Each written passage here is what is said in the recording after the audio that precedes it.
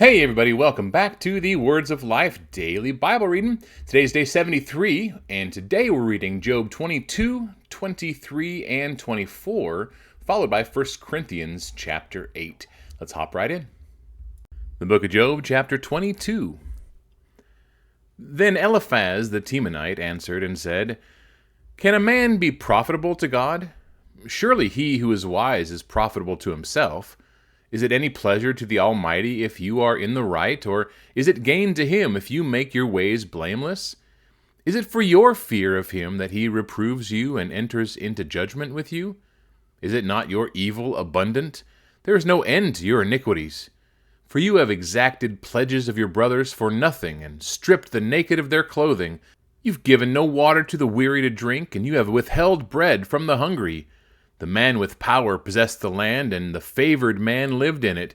You have sent widows away empty, and the arms of the fatherless were crushed. Therefore snares are all around you, and sudden terror overwhelms you, or darkness so that you cannot see, and a flood of water covers you. Is not God high in the heavens? See the highest stars, how lofty they are. But you say, What does God know? Can he judge through the deep darkness? Thick clouds veil him so that he does not see, and he walks on the vault of heaven. Will you keep to the old way that wicked men have trod? They were snatched away before their time. Their foundation was washed away. They said to God, Depart from us. And, What can the Almighty do to us? Yet he filled their houses with good things, but the counsel of the wicked is far from me. The righteous see it and are glad. The innocent one mocks at them, saying, Surely our adversaries are cut off, and what they left the fire has consumed. Agree with God and be at peace, thereby good will come to you. Receive instruction from his mouth, and lay up his words in your heart. If you return to the Almighty, you will be built up.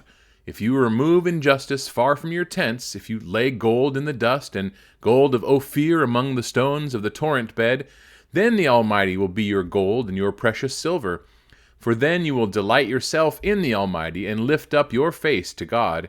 You will make your prayer to him, and he will hear you, and you will pay your vows. You will decide on a matter, and it will be established for you, and light will shine on your ways. For when they are humbled, you say, It is because of pride, but he saves the lowly. He delivers even the one who is not innocent, who will be delivered through the cleanness of your hands. Job chapter 23. Then Job answered and said, Today also my complaint is bitter, my hand is heavy on account of my groaning. Oh, that I knew where I might find him, that I might come even to his seat. I would lay my case before him and fill my mouth with arguments. I would know what he would answer me, and understand what he would say to me. Would he contend with me in the greatness of his power? No, he would pay attention to me. There an upright man could argue with him, and I would be acquitted forever by my judge. Behold, I go forward, but he is not there, and backward, but I do not perceive him. On the left hand, when he is working, I do not behold him. He turns to the right hand, but I do not see him. But he knows the way that I take. When he has tried me, I shall come out as gold. My foot has held fast to his steps. I have kept his way and have not turned aside. I have not departed from the commandment of his lips. I have treasured the words of his mouth more than any portion of food. But he is unchangeable, and who can turn him back? What he desires, that he does. For he will complete what he appoints for me, and many such things are in his mind. Therefore, I am terrified at his presence. When I consider, I am in dread of him. God has made my heart faint. The Almighty has terrified me. Yet I am not silenced because of the darkness, nor because thick darkness covers my face. Chapter 24. Why are not times of judgment kept by the Almighty, and why do those who know him never see his days? Some move landmarks, they seize flocks and pasture them. They drive away the donkey of the fatherless. They take the widow's ox for a pledge.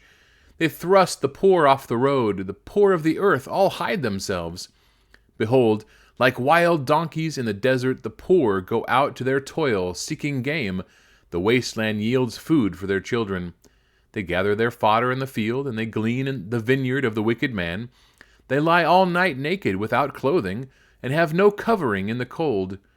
They are wet with the rain of the mountains, and cling to the rocks for lack of shelter. There are those who snatch the fatherless child from the breast, and they take a pledge against the poor. They go about naked without clothing. Hungry they carry the sheaves. Among the olive rows of the wicked they make oil.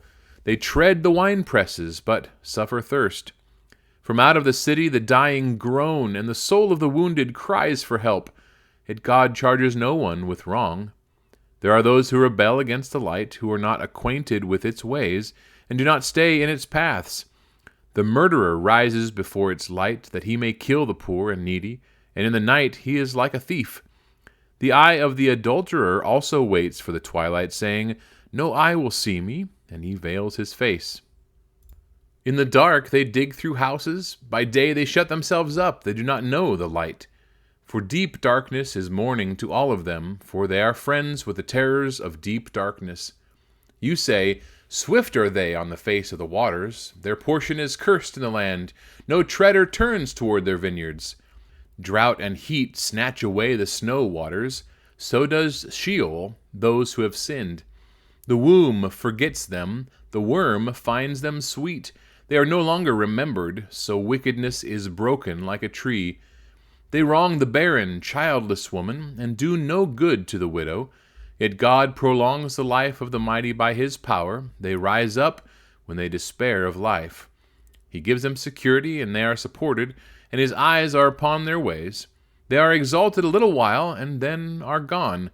They are brought low and gathered up like all others. They are cut off like the heads of grain. If it is not so, who will prove me a liar and show that there is nothing in what I say? 1 Corinthians chapter 8. Now concerning food offered to idols, we know that all of us possess knowledge. This knowledge puffs up, but love builds up. If anyone imagines that he knows something, he does not yet know as he ought to know. But if anyone loves God, he is known by God. Therefore, as to the eating of food offered to idols, we know that an idol has no real existence, and there is no God but one. For although there may be so-called gods in heaven or on earth, as indeed there are many gods and many lords, yet for us there is one God, the Father, from whom are all things, and for whom we exist, and one Lord, Jesus Christ, through whom are all things and through whom we exist. However, not all possess this knowledge, but some, through former association with idols, eat food as really offered to an idol, and their conscience, being weak, is defiled. Food will not commend us to God. We are no worse off if we do not eat, and no better off if we do. But take care that this right of yours does not somehow become a stumbling block to the weak. For if anyone sees you who have knowledge eating in an idol's temple, will he not be encouraged, if his conscience is weak, to eat food offered to idols? And so, by your knowledge, this weak person is destroyed, the brother for whom Christ died. Thus, sinning against your brother and wounding their conscience when it is weak, you sin against Christ. Therefore, if food makes my brother stumble, I will never eat meat, lest I make my brother stumble.